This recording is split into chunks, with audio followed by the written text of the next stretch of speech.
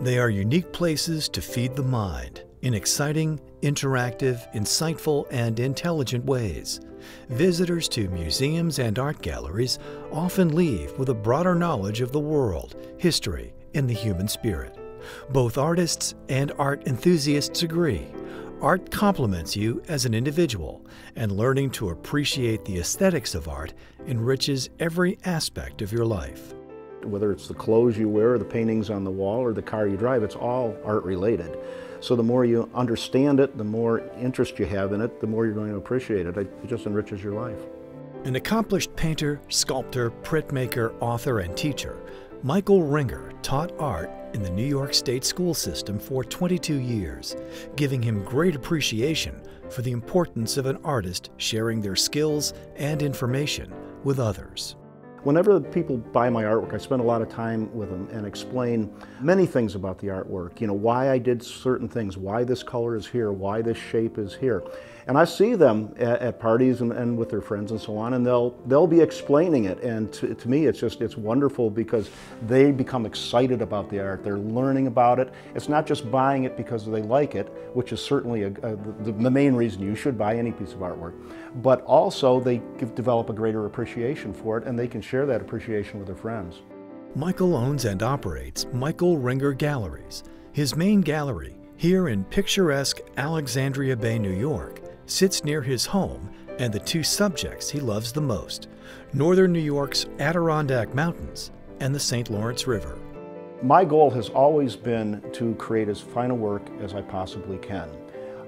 Whether it is in a mechanical sense, that is how it's actually produced so that I know that it has longevity, or how the image looks, whether it balances, whether it has the right light, whether it has the right composition.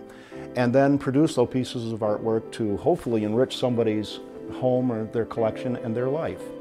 My art is about the things that I see, the things that I do. I don't paint things that I don't know. I paint the things that I have experienced. All artists are influenced by artists of the past. It's an undeniable fact. I had certainly my favorites from the time I was a very young man right through now, and you're constantly gaining.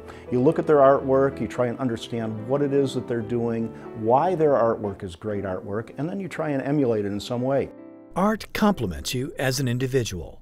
The knowledge of art at different levels gives a person added perspective and directly affects how one views every aspect of their life. I began collecting art at a very young age. There was always art around my home. My father and mother loved collecting art, and as I saw their interest in art, so grew mine. Some of my favorite Michael Ringers were some of the paintings that my parents actually had in our home. It's really enriched my life, as a matter of fact, having a lot of this art, because I will be in my living room with some friends and they'll point at a painting and say, "Is that somewhere near here?" And I can give them a story about that actual piece of art, something that happened in my life where I've connected to that piece of art. What initially drew me to the art of Michael Ringer was just his style and the way he takes a subject matter and puts it in a place that really means a lot to me. When I see his art, I really see experiences that I had in the Thousand Islands in the St. Lawrence River. And I've always had a love for his art. He has one particular painting where people are jumping off a cliff at Stoughton Island, and all through my life, my brothers and sisters, my children, aunts and uncles of mine have jumped off the Stoughton Island cliffs into the St. Lawrence River. So when I first saw that, I said, hey, I want that print, I want that painting to remind me of a place that means so much to me.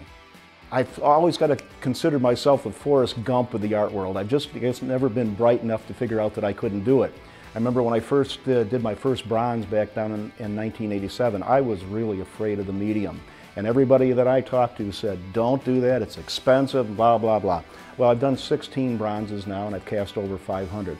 Publishing books, published 11 books, which I never thought I would do. I paint in acrylic, watercolor, pastel, and oil, and I'm very comfortable in all of them, and yet people will come into me all the time and say, well, how can you stand painting in acrylic? It dries so fast. I say, that's the beauty of it. Well, somebody else come in and say, how can you stand painting in oil? It dries so slow. And I go, that's the beauty of it.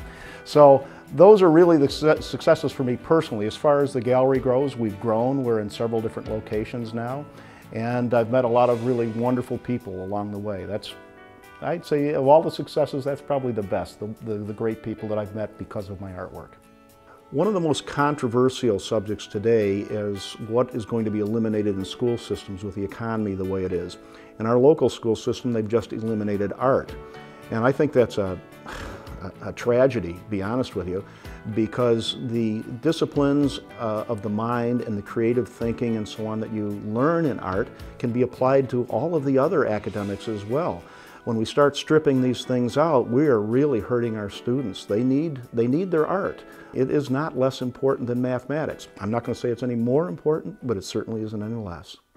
A question my clients always ask me is, Jeff, where do art and money connect?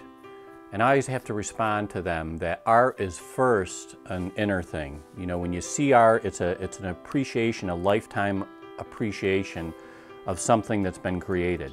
Secondarily, you know, where does that fit in the financial picture? There's a lot of art that appreciates in value. But certainly, I have found that most collectors that I deal with didn't start collecting because of the money part of it. They started collecting because they saw something, and in their heart, they said, wow, I like that. The message that I would like to give people about art is to keep an open mind and continue to want to learn. Don't block something off because you don't like it. I mean, if you don't like abstract art, don't just block it off. There are things to be learned. Every person out there, every artist that creates artwork, and no matter what kind of artwork they do, and regardless of which aesthetic it is, there's 4 aesthetics to art: expressionism, surrealism, realism, and abstraction.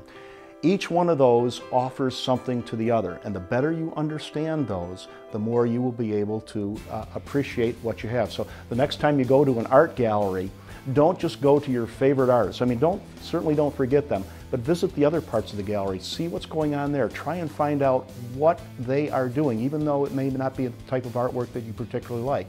Try and develop an appreciation for it, because I guarantee you the appreciation for the artwork you do like will become that much greater for it. Learning the aesthetics and appreciation of art enriches your life and the lives of the people around you. For an unforgettable experience, make your plans to visit this must-see destination, Michael Ringer Galleries. For more information, go to michaelringer.com or call the number on your screen.